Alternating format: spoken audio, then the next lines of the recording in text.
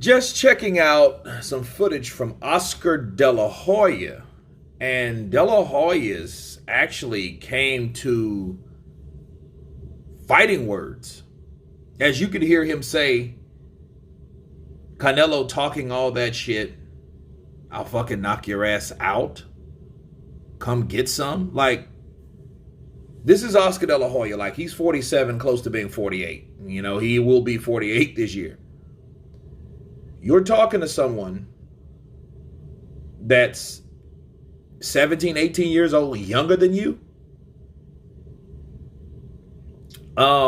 Obviously, it's got this serious where the ex-promoter of Canelo Alverez, Oscar De La Hoya, is now calling out Canelo Alverez, capping.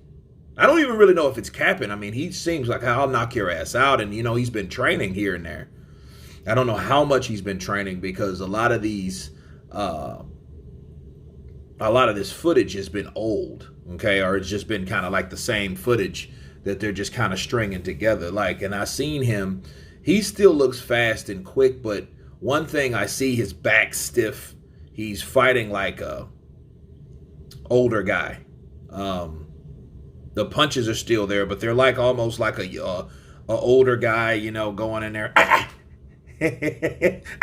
you know, and it's like, okay, all right, what's the deal with that shit, you know? And my thoughts on it, you know, we've heard Oscar De La Hoya call out some like of the elite guys at 154. Now he's talking about Canelo, fighting Canelo if he comes back. You know, if I'm Oscar De La Hoya, I know things can get personal when you deal with someone that you've worked with for a while, and then that, you know, that whole time, you know, you thought you were creating a bond or a lifelong or you know, lifelong business relationship and stuff like that for a long time, which it was a while. Canelo was with Oscar De La Hoya for a long time. You think about like from 2012 to 2020, that's 8 years. That's almost a decade. So, you know, however, I know that this wasn't even in the lion's share of the huge contract or one of the biggest boxing contracts that ever signed. So, you know, I can see how he was kind of butthurt behind it. I just think Oscar is going about it the wrong way. You know, like if he doesn't think that that was cool, you know, let it be. You know, like it's business though. I think Oscar should have indeed did some things of his own. I think he should have, you know, really been straight up with a fighter. Like he would want them to, you know, Canelo to be straight up with him. But whatever their differences was, man, I think at this point, this is kind of, I'm not going to say childish, but it's uncalled for because, for one, you're going up against Canelo. You're talking about fighting Canelo. That would be different. That would be like some Rocky V like shit, like Rocky fighting Tommy Gunn. You know what I mean? You know, Tommy, I'm going to put you down, Tommy. I'll treat you like a son. Right? But going up against Canelo Alvarez at this point of his career and at Canelo at his point and this point of his career would be a terrible thing for De La Hoya. He would knock out De La Hoya. And he would hit him right where Bernard Hopkins hit him.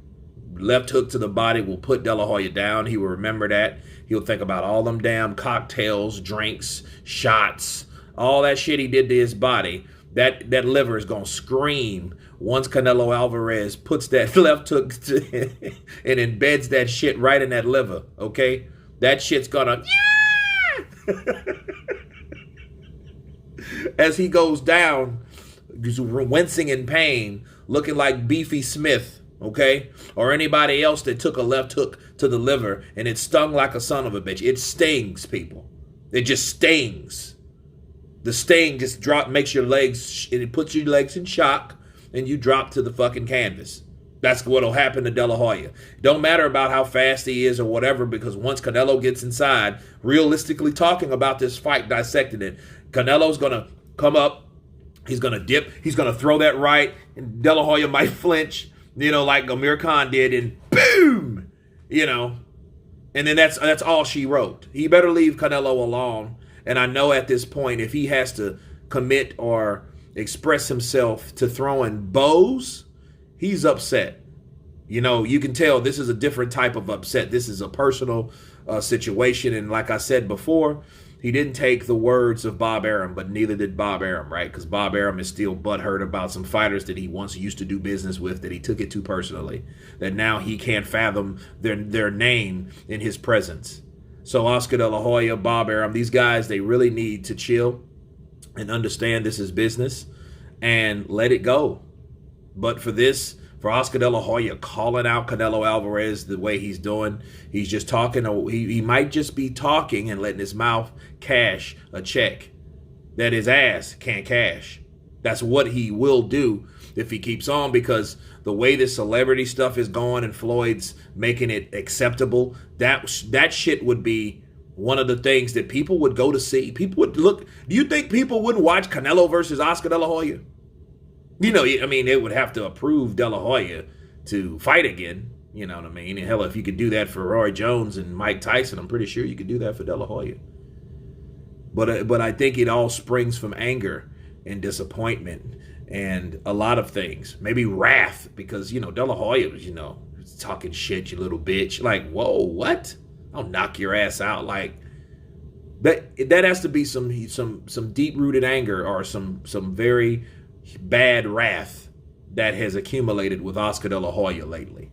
But anyway, that's my take on it. You guys tell me what you think about Oscar De La Hoya calling out Canelo Alvarez, promising to knock his ass out. Tell me what you think. Please subscribe. And you guys been Counterpunch. Peace.